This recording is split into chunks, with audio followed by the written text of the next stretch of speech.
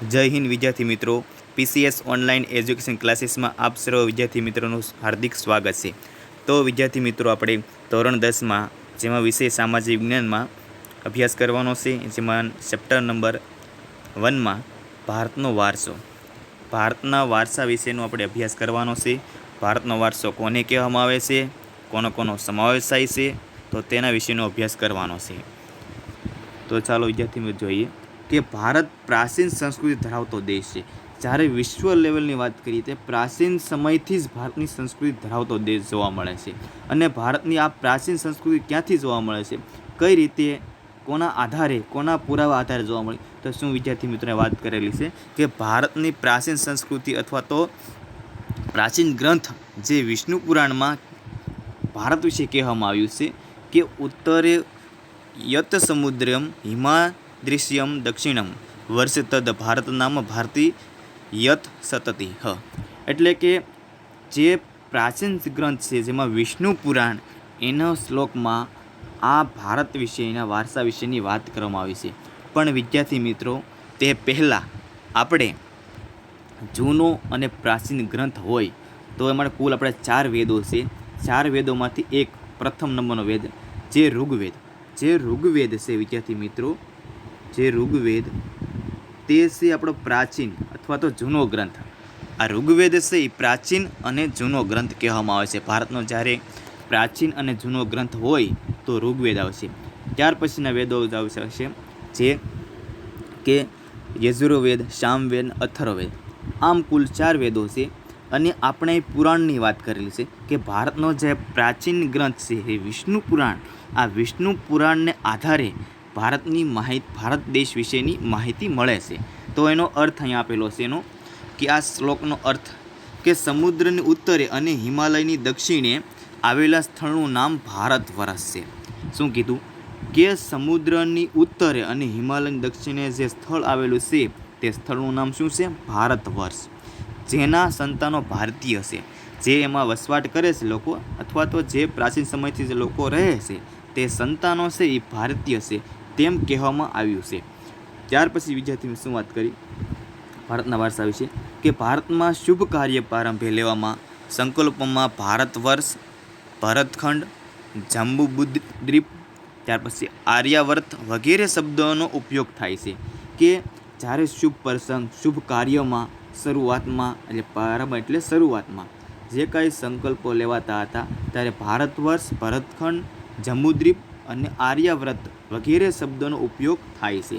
ત્યાર પછી વિદ્યાર્થી મિત્રો વાત કરી કે એની વિશેષતા કઈ છે ભારતની, અથવા તો ભારતની સીમાઓ વિશે વાત કરેલી છે કે ચારે બાજુ જે બોર્ડર અથવા તો જે સરહદ ધરાવેલા છે એના વિશેની જે વાત કરી છે કે પૂર્વથી લઈ પશ્ચિમ, દક્ષિણ 3 દિશાઓ ભારતની જે સમુદ્ર એટલે આપણો સમુદ્ર વિસ્તાર આવેલો છે તેને આપણે સરહદ ટચ કરે છે, અથવા તો આપણે એની બાજુમાં દેશ આવેલો છે.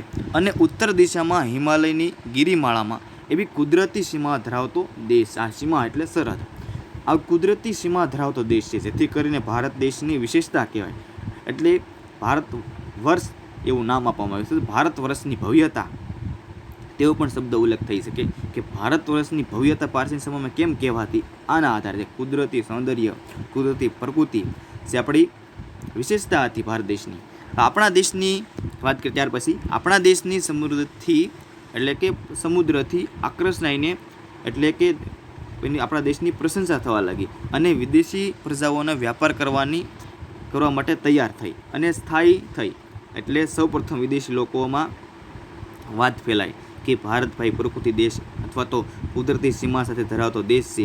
તેમાં પ્રાચીન સમયમાં ચોનેકી સીડિયા નામનો દેશ એવો શબ્દોનો ઉલ્લેખ થયો હતો. એના આધારે કે ભારત દેશમાં ઘણી ચીજવસ્તુઓ એવી છે જેથી આપણા વિદેશમાં માંગ છે. મરી મસાલા છે, કોઈ ઘણી બધી ચીજવસ્તુઓ છે જેથી કરીને આકર્ષાઈ ગઈ અને સ્થાયી થઈ અને ભારતના લોકો સાથે જીવન જીવવા લાગી અને ભારતની સંસ્કૃતિ સાથે ભળી ગઈ. એટલે મહાનમન થઈ ગઈ, એટલે એની સાથે ભળી જવું. અને આ આદાન પ્રદાનની પરસ્પર પ્રક્રિયા દ્વારા દેશમાં અનેક પરિવર્તનો જોવા મળ્યા છે. જ્યારે વિદેશી પ્રજા જ્યારે ભારતમાં આવી ત્યારે ઘણા બધા આદાન પ્રદાન, એવી પરસ્પર વાતચીત, ચર્ચા વિચારણા એકાબીજા લોકો અથવા તો વિદેશી પ્રજા અને ભારતની પ્રજા વિશેનું આપલે થવા મળે, શબ્દોની આપલે અથવા તો સામાજિક રીતે પણ ઘણી બધી પરિવર્તન આવા જોવા મળ્યું છે.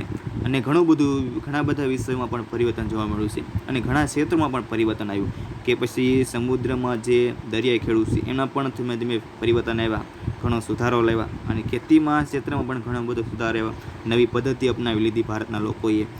એવી બધી ઘણી બધી ક્ષેત્રોમાં પરિવર્તન જોવા મળ્યું છે.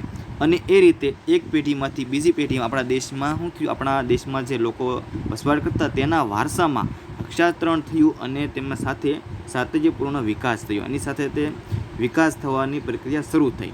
ભારત દેશે વિદેશી પ્રજા આવી ત્યાર પછીની વિકાસ થવાની પ્રક્રિયા શરૂ થઈ. અને આગળ જોઈએ. હવે ત્યાર પછી આપણે વિદ્યાર્થી મિત્રો એક ટોપિક લઈ આવે છે, જે ભારતનું સ્થાન અને વિસ્તાર. કે ભાઈ ભારતનું પ્રાચીન સમયમાં અને અત્યારમાં ભારતનું સ્થાન કેવું, હાલનો 2021ની સાલમાં સુધીની વાત કરેલી છે, અથવા તો 2000 જ્યારે આપણે પુસ્તક જ્યારે છપાણું ત્યારથી વાત કરી લીધી છે, જે ભારતનું સ્થાન અને વિસ્તાર તેના વિશેનો અભ્યાસ કરવાનો છે. તો જ્યારે આપણા સામાજિક વિષય જવા તમારો નવો અભ્યાસક્રમ સુધારો અથવા પુસ્તક સુધારો જ્યારે 2019થી જે પુસ્તક મંજૂર થયું છે, તો તે પહેલાંના આંકડાઓમાં સમાવેશ થાય. અમુક વિસ્તારમાં વસ્તીમાં પણ ધીમે ધીમે ફેરફાર કરેલા હોય અમુક આંકડા, અથવા તો માનવ વિકાસ આંકડા પણ ફેરફાર કરેલા આવે છે. એવા ઘણા બધા એવા આંકડા ફેરફાર સાથે આ પુસ્તકમાં જોવા મળશે. તો સ્થાન અને વિસ્તારની અત્યારે આપણે વાત કરવાની છે વિદ્યાર્થી મિત્રો. તો જોઈએ એમાં કે ભારતનું સ્થાન અને વિસ્તાર કેવો છે. તો વર્તમાન ભારતના સ્થાન, કદ અને વિસ્તારની વિશે આપણા ધોરણ 9માં અભ્યાસ કરી ગયા છીએ. કે પ્રાચીન સમયનું ભારત ઘણું વિશાળ હતું. કે જ્યારે પ્રાચીન સમય ભારત કેવું હતું, ઘણું બધું વિશાળ હતું. અને હાલમાં પણ ભારત વિસ્તારની દ્રષ્ટિએ વિશ્વમાં 7મા ક્રમ ઉપર છે. કેટલા? 7મા ક્રમ પર છે. અને જનસંખ્યા એટલે વસ્તીની દ્રષ્ટિએ પણ ભારત બીજું સ્થાન ધરાવે છે. ભાઈ વિસ્તારની વાત કરેલી છે અને વસ્તીની દ્રષ્ટિએ પણ વાત કરેલી છે કે ભારતનું સ્થાન કેવું છે, જે વિસ્તારમાં 7મું છે અને વસ્તીમાં કેવું છે, જે બીજા નંબરનું છે. ત્યાર પછી જોઈએ તો વિદ્યાર્થી મિત્રો, જ્યારે વિસ્તાર અને વસ્તીમાં જે વાત કરવામાં આવી છે, તો તેમાં વિશે આપણે થોડોક વધારે અભ્યાસ કરી લઈએ. કે જ્યારે ભારતના દેશમાં વિસ્તારમાં 7મા ક્રમે છે અને જ્યારે જે વસ્તીમાં બીજા ક્રમે છે, તો આ પહેલાં કયો દેશ છે, તો તેમાં જોઈએ જે વિસ્તારમાં પહેલાં કયા કયા દેશો આવેલા છે, તો તેના વિશે જ એવા દેશોના નામ આપણે જોઈ લઈએ. જ્યારે વિસ્તારમાં સૌપ્રથમ આવે છે પેલો દેશ રશિયા, ત્યાર પછી બીજો દેશ આવે છે કેનેડા, અને ત્યાર પછી બીજો વિસ્તારમાં આવે છે અમેરિકા, ત્યારે ચોથો દેશ આવે છે વિસ્તારમાં ચીન એટલે ચાઇના, અને 5મા ક્રમ પર આવે છે વિસ્તારમાં જે બ્રાઝિલ, અને ત્યાર પછી 6ઠ્ઠા ક્રમ ઉપર આવે છે વિસ્તારની દ્રષ્ટિએ દેશ છે જે ઓસ્ટ્રેલિયા. ત્યાર પછીનો ભારતનો દેશ 7મા ક્રમ ઉપર ભારત આવે છે વિસ્તારમાં, અને ત્યાર પછી એમ ધીરે ધીરે બીજા દેશો આવેલા છે. કુલ આમ 6 દેશ આપણે છે અને 7મો ક્રમ આપણે ભારત દેશનો હશે. એવી જ રીતે વસ્તીમાં પણ જોઈ લઈએ કે વસ્તીનો ક્રમ બીજો છે, એ પહેલો દેશ ક્યાં છે. એવા દેશો આપણે 5 દેશોના નામ જોઈ લઈએ. તો પણ સૌપ્રથમ એમાં આવે છે પહેલો દેશ ચાઇના. વિસ્તારમાં જનસંખ્યાની દ્રષ્ટિએ આપણે અત્યારે વસ્તીની વાત કરીએ છીએ, કે વસ્તીમાં સૌથી મોટા દેશો હોય એવા 5 દેશોના નામ જોઈએ આપણે. તો પહેલો દેશ ચાઇના, ત્યારે બીજો આપણે આવે છે ભારત, અને ત્યાર પછી 3જા ક્રમ ઉપર આવે છે અમેરિકા, 4થા ક્રમ ઉપર આવે છે ઇન્ડોનેશિયા, અને 5મા ક્રમ આવે છે બ્રાઝિલ, અને 6ઠ્ઠા ક્રમ ઉપર આવે છે પાકિસ્તાન. એટલે આ જે વિસ્તાર અને જનસંખ્યા એટલે વસ્તીની દ્રષ્ટિએ આપણે દેશોના નામની યાદી જે તમે તમારી નોટબુક્સમાં યાદી બનાવી લો. હજી એકવાર નામ ફરીવાર બોલી જાઉં છું. વિસ્તારની દ્રષ્ટિએ દેશોના નામ બોલું સૌપ્રથમ રશિયા, કેનેડા, ત્રીજું અમેરિકા, 4થા ક્રમ પર ચીન, 5મા ક્રમ પર બ્રાઝિલ, 6ઠ્ઠા ક્રમ ઉપર આવશે ઓસ્ટ્રેલિયા, 7મા ક્રમ પર ભારત. આ રીતે 7 દેશોના નામ વિસ્તારમાં છે.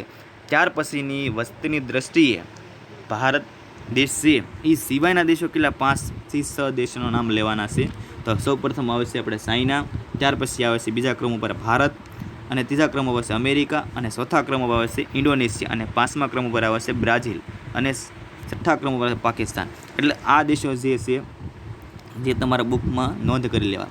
આ પાઠ્યપુસ્તકમાં લગભગ આપેલા નથી. જો બીજા પ્રકરણમાં કોઈ આગળના પ્રકરણ હશે તો આપણે તેની પણ નોંધ કરી લઈશું. અત્યારે આ તમારે જે વિસ્તારની દ્રષ્ટિએ દેશનું નામ યાદ રાખવાના છે, વસ્તીમાં પણ યાદ રાખવાના છે. તો વિદ્યાર્થી મિત્રો, આપણે આ વિડીયો લેક્ચરમાં ભારતનું સ્થાન અને વિસ્તાર વિશેનું વાત પૂર્ણ કરીએ છીએ. ત્યાર પછીનું આપણે લેવાનું છે જે વિવિધ સભર વારસો. ભારતનો વિવિધ સભર વારસો કેવો છે તો તેના વિશેનો આપણે અભ્યાસ જે આવતા વિડીયો લેક્ચરમાં કરીશું. ઓકે વિદ્યાર્થી મિત્રો, થેન્ક યુ.